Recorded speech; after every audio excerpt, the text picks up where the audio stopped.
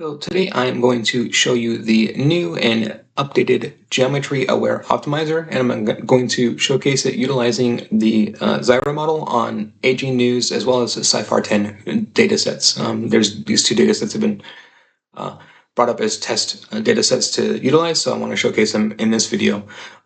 Up front, like what exactly is this doing? So very specifically within different geometric spaces, so be it Euclidean, fractal, or hyperbolic in this instance, they have different resonant frequencies and different resonance patterns. And then so think of it like a tuning fork, right? If you hit a tuning fork, depending on like the other tuning fork and the shape of the tuning fork, it's going to resonate and shape differently. And then so I take that in the tuning fork, but the tuning fork in this instance is different mathematical spaces. So be it Euclidean, fractal, or hyperbolic. And then those different tuning forks have different frequencies attached to them. And then the model is able to detect and act on those frequencies. And then so from there, we can see that, like we get in different, not only can the model detect it, but there's different physics within these different frequencies as we've discussed before. And then so depending on the geometry, the model can utilize it for different behavior. So for example, if it is in Euclidean space, it can essentially utilize it to I need a perfect balance. Like I need to come into Zen. I don't know what's going on. I need a stable environment where I can operate in, and I can try to converge and minimize entropy. That's Euclidean space.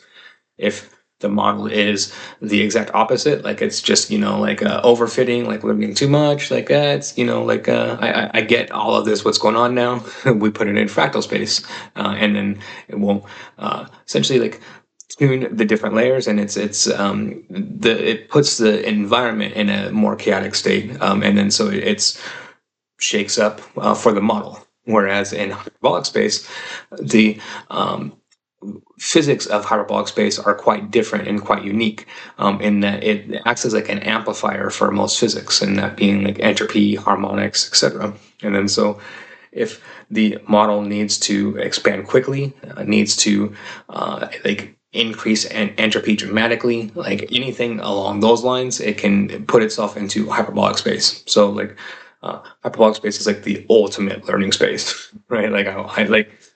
But generally speaking, like Euclidean space, it's if it doesn't understand, hyperbolic space once it understands, and then fractal space once it's too much understanding, too much stability in the environment. And the model adjusts itself in these environments, right? The model I'll show you. And then so I don't hard code like any sort of environmental adjusting. The model does it all on its own. And then so I show these things, right? And then I realize it does kind of a bit of a disservice just showing these things in and of themselves, right? Because it does leave out how exactly did I get here. I didn't just come up with this out of thin air and then here it is. This is literally a few years, right? And then also here's a multitude of experiments that also connect to this and lead up to this. And I'm leaving out this is 1/100th of the experiments that I could be pointing out, right? I just went through and picked these ones out. And then so this one is just hyperbolic pyramid cube energy flow. And in this instance, I'm just testing different trajectories for energy flow in this instance of hyperbolic spaces. These are cool. And so again, how do I know energy and entropy density in different spaces and how they're going to operate from things like this, right? And then from a bunch of experiments like this, just tons and tons of these. And then this isn't actually the first iteration overall of the geometry awareness function. The very first geometry awareness function that I had is November 2024. So this is again iterations and thinking, right, as to where exactly we come to with this. And then within this initial one, what you can see is I at this point in November, I understand that there's a shape here, and then so I have it, and that these can do different things, and the geometry, the environmental geometry has influence, right? And then so I'm testing it out on different geometries in this instance, and then I'm getting essentially at this point I end these experiments because I'm getting like I understand that there's a shape here because it wouldn't be detecting and it wouldn't be able to split probabilities like this, but I don't know what else to do with this in November, right? There's still the missing element at this point to me of the combining the resonance and then also tuning the geometry dial more. But so this experiment is useful to me and it leads me to where we are here, right? If I didn't have this in November, we wouldn't have this now in March. And then this one here, loading in a second, is Euclidean versus hyperbolic space. And then so I've done a lot of these types of experiments, right? Just a ton of them. And so in this instance, I put agents in, this is hyperbolic space, and we can see how the agents interact, and I'm testing clustering behavior. Right? So then it's just, kind of clustering mechanics, right? And the point is like, to me, it's to like scroll through it like this and then see this, right? And then I'll show you kind of the difference in this compared to Euclidean. First, there's this, which is very nice, right? And then there's a different wave simulation for hyperbolic. The wave simulation for Euclidean, right? So this would be the one to show you. So let me go back here. And just do it like this, right? So look at the different colors and the different spacing. Big thing to point out, it's not it's not, like uniform, right? There's a lot of clustering mechanics going on, as you can see within here, tons of clustering, right? Clusters everywhere, clusters. It's more focused on clustering than uniform spread. And see, like the spread is more and more clustering, like as we're going up in time, essentially. It's clusters, right? Now let's look at this same thing in Euclidean space. And then so here's Euclidean space. And then we go through, and then we get the spread. You see it's it's even, right? So it's starting to colorize out there. We can see very even spread in this one, right? So it's like yellow, orange, and red, and then on this other side, yellow, orange, and red, right? So very even dispersion. Same thing here, it's just coming up, even patterns, right? Even dispersion.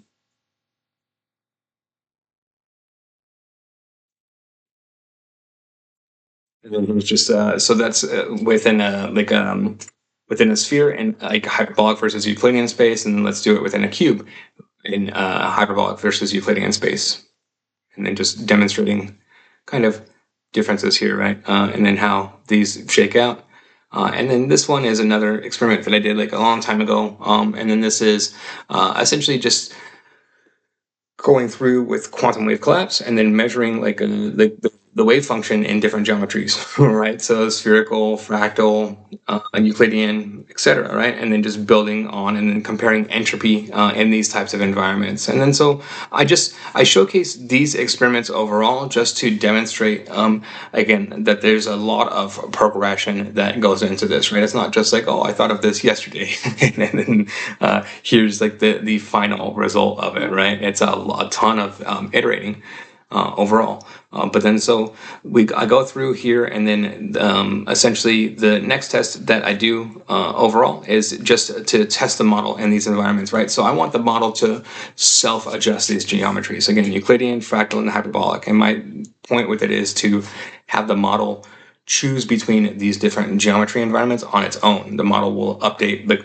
depending on what it needs. And then so I test that and then put that into like first test is like an actual model here, and then just to see how it works, right? So, and then how the model will do based off of what exactly is going on. And then so we can see it's starting off in fractal space, fractal, fractal, fractal, and then it goes to Euclidean, and then back to fractal, fractal, fractal, Euclidean, fractal, fractal, fractal.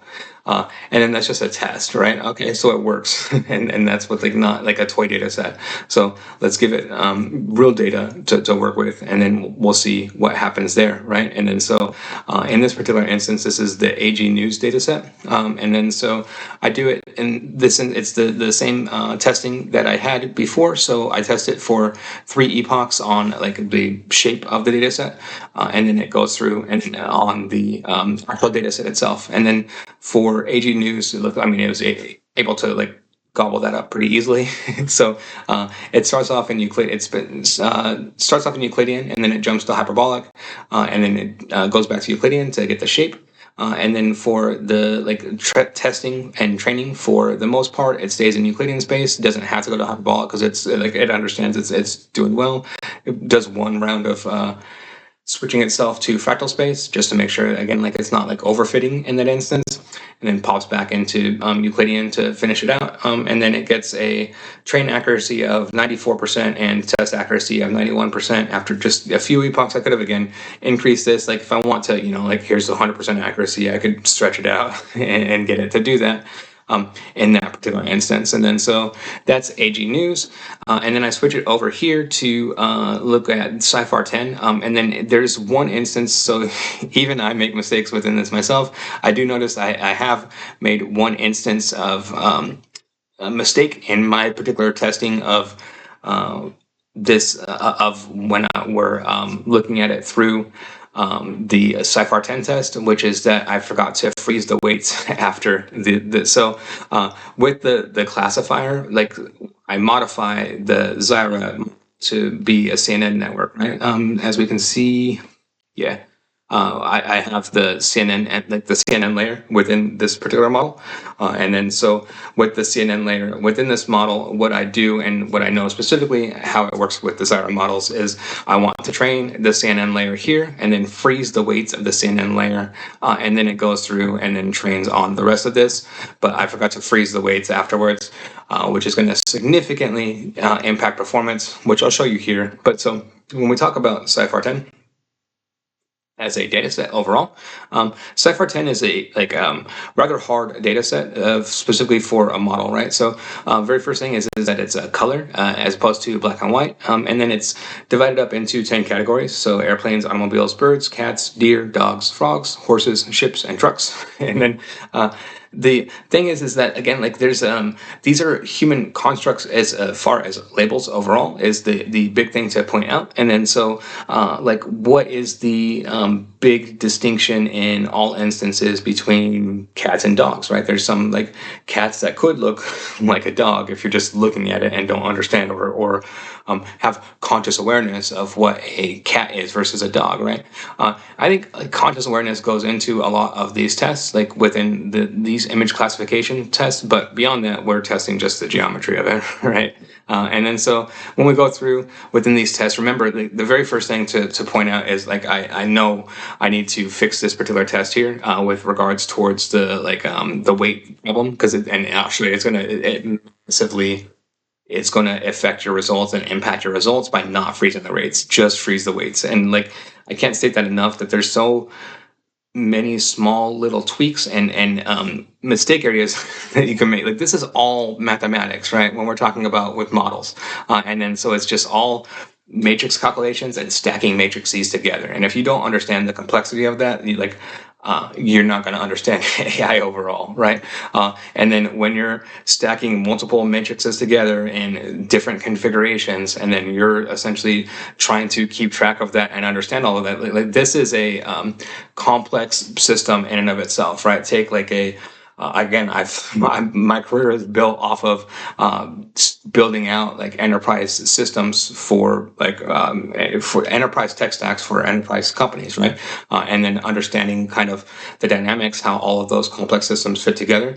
This is a more complex system than typically like any of those Fortune 500s would have on the back end of their systems outside of this system, right, in and of itself, just because of all of the complexity that is going into this. And it's important to understand that and point that out, right? So then if you make one simple, I forgot to freeze the weights at the end of the classification training layer, then you're going to run into issues, right? And that's just how it goes overall. And then so it's easy to run into issues. It's like the bottom line to point out here. But so when we run through here, like I'll show you, but this performance and how it's training out is like very good to me overall. So we have like most of it's good. We have the loss, and then like so the first three epochs again are training on the shape itself. And then so to me, these are overall good numbers. okay numbers. Like I like what this essentially, like the bottom line, like what this tells me is that like I should train this. So one, I need to lock the weights after Epoch 3. And then two, I need to, like for this particular data set, I should actually be training this for more epochs on the like actual shape itself. Because like these numbers, they're good, but like the model is not having a full grasp of this particular shape of this data set after 3 epochs. And I can see that just because like I built this out, and so I know what these numbers mean, these resonance phase numbers. And it's like what it's telling me is that I should train this for maybe like on this instance, instead of training it on the shape for 3 epochs, I should train it for 6. Like, and this would be the first one the first data set where I've run into where I would want to increase this initial training. But I can see it very clearly here that that's what an issue is. So I would do that. I would up the training on the shape here of the CNN for 6 epochs, and then again you want to lock the weights of the classifier, which is very important here. But then as you can see, like that definitely impacts the performance here, right? So it's the training accuracy is at 26% here, 33%, and 37%, which is I think like what the person that sent this over, they pointed out on this particular data set that it was like not performing like as good on this particular data set. And I can see like, so again, I'll run through this and I'll improve it for you, and I'll add that attachment here. It takes forever to run this, right? This has been running for like 2 hours on this particular data set, which is why I don't like to use this particular data set, because it's if you want to make an adjustment on this, it's like 2 hours every single time, right? So then it's like, okay, I have to, and then I have to wait like another hour for this to finish out before I can even do that. So you can't test this data set on the fly very well, right? I'll optimize for it because like, just to prove that I can, but there's a reason why I don't use this particular data set. It's so big and it takes so long to go through. But again, I know what my mistakes are. 6 epochs here on the initial training, and then lock the weights, lock those CNN weights, and then make sure that you have the CNN classifier if you're dealing with image prediction specifically.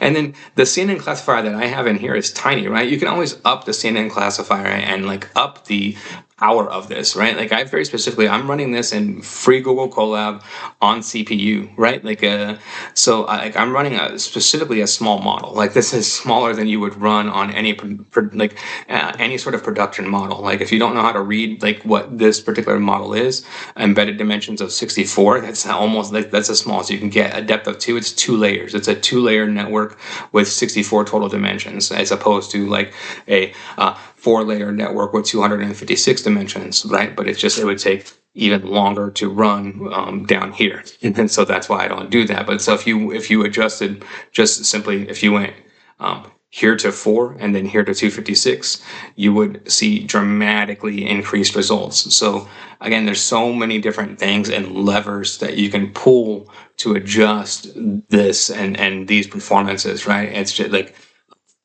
It's just with this particular data set, waiting 2 hours every single time. That's the problem with this particular data set, right? Like it's not like avoiding it. Just like I don't like to wait 2 hours to update and test. Plain and simple. So just pointing that out. And I will, like, again, I'll let this run through. I'll update this, and then I'll get this flying on Sci-Far 10. And I'll leave a link to this description. And again, so overall, like what I'm showing you with the overall Zyra model is open source MIT licensed, right? What is not MIT licensed in this instance is anything regarding compression within this. And then utilizing Zyra for compression specifically. And then if you want, and you have those use cases for corporate usage, if you have those use cases and you are a corporation and you want to use it for compression, feel free to reach out to us. And then if you like this type of content, please like and subscribe. Thank you very much.